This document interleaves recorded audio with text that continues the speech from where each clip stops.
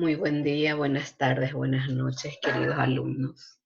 Nos encontramos una vez más con nuestra clase número 8, el último de nuestras clases que está prevista, donde ya a estas alturas eh, estamos desarrollando todo lo que es el contenido de nuestra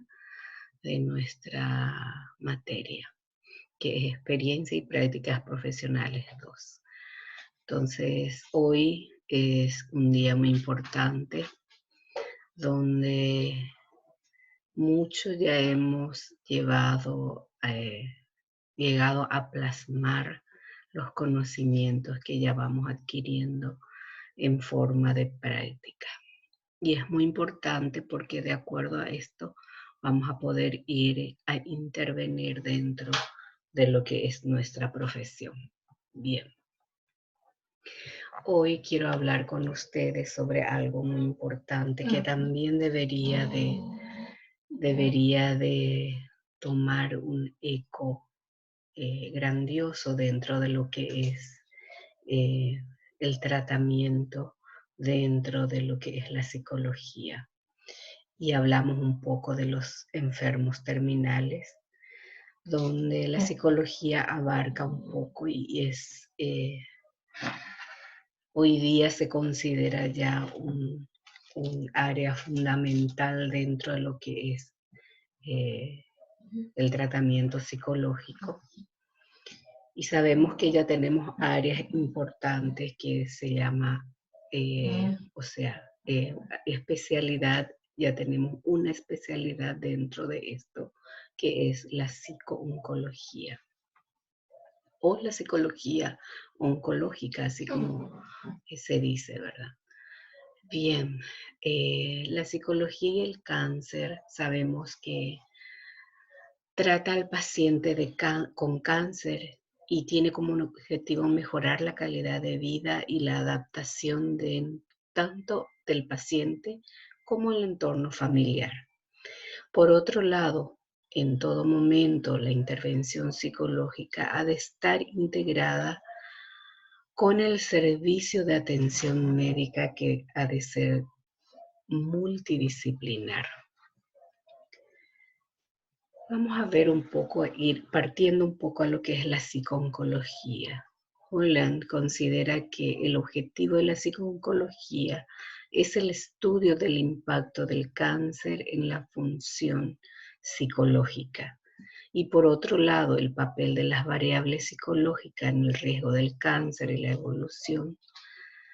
También Green nos dice o considera que la psicooncología se centra en el estudio científico de la persona que desarrolla el cáncer. Lo considera una ciencia que relaciona aspectos psicológicos y sociológicos del cáncer. Considera de gran importancia el cuidado del paciente. Entonces, la psicooncología es una especialidad dentro de la psicología que atiende y trata a los pacientes afectados de cáncer y a sus familiares. Estudia las relaciones entre las variables psicológicas y sociales, el inicio y la progresión de la enfermedad cancerosa. El principal objetivo de la psicooncología está dirigida a proporcionar la calidad de vida al paciente con cáncer y su familia. Si nosotros hablamos un poco del cáncer y su impacto, lo primero que se piensa es en la muerte. Y la persona que sufre y padece de este mal, por ejemplo, en el cáncer de mama, ya piensa automáticamente en la mutilación de sus miembros. Y la leyenda de la incurabilidad del cáncer, como decimos nosotros, es sinónimo de muerte. Entonces, hace una principal idea dentro de lo que va a ser el pensamiento de la persona. ¿Cuál sería la actitud del paciente hacia el cáncer? Y lo primero es el miedo. El miedo al tratamiento, al cáncer mismo en sí, a la fatalidad, a la intervención mutilante y al dolor. Estas actitudes dependen de factores culturales, sociales, económicos y educacionales. Es importante reconocer un poco que para que haya una relación entre el médico-paciente, debemos de considerar que tiene que existir la confianza. A lo largo del tiempo, donde empieza con el primer contacto, donde el paciente merece sentir y no ser abandonado. Debe de creer que el médico es competente en todo momento. No es necesario decirle al paciente toda la verdad en cualquier situación, pero tampoco es aconsejable una mentira deliberada. Nunca destruir esperanzas, pero tampoco construir ilusiones falsas. Hay problemas específicos en el paciente moribundo, como se dice, cuando ya en los últimos momentos, donde es importante considerar que hay derecho del paciente a morir con dignidad. Estar en centros donde se cuida el bienestar físico y emocional del paciente. Revisar con cuidado cada decisión terapéutica.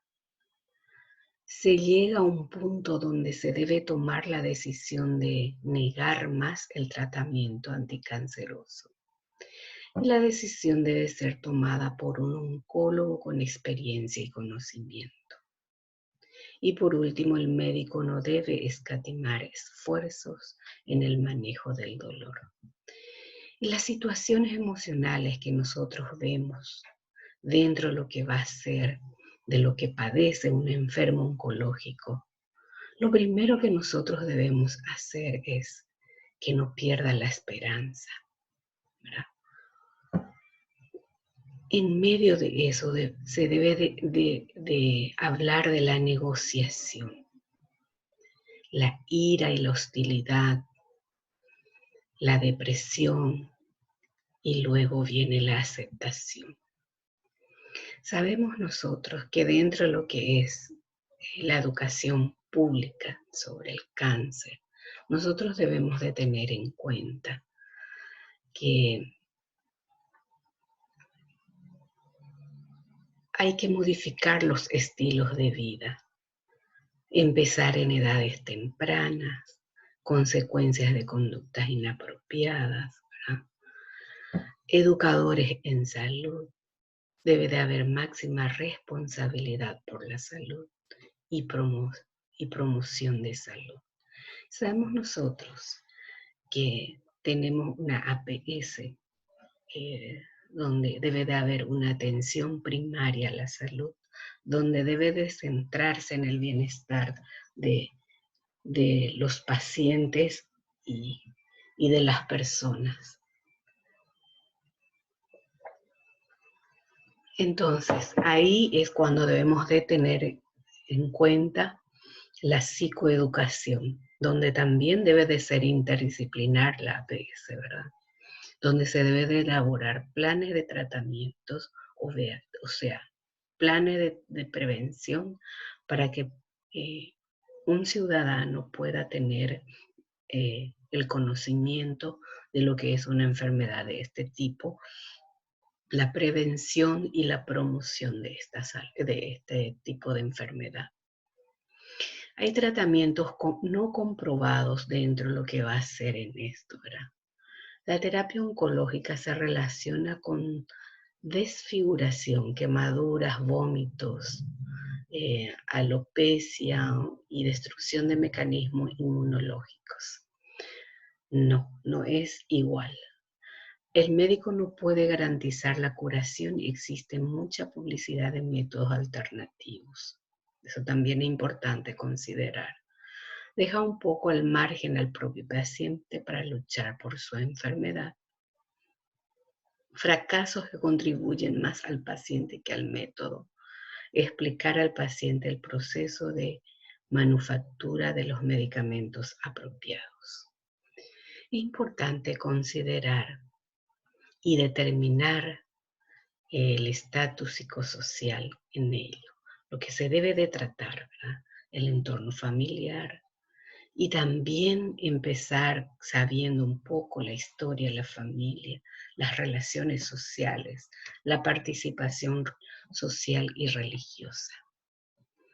Dentro de todo esto es importante considerar la rehabilitación psicosocial, donde podemos tener nosotros grupos a quienes debemos de estar,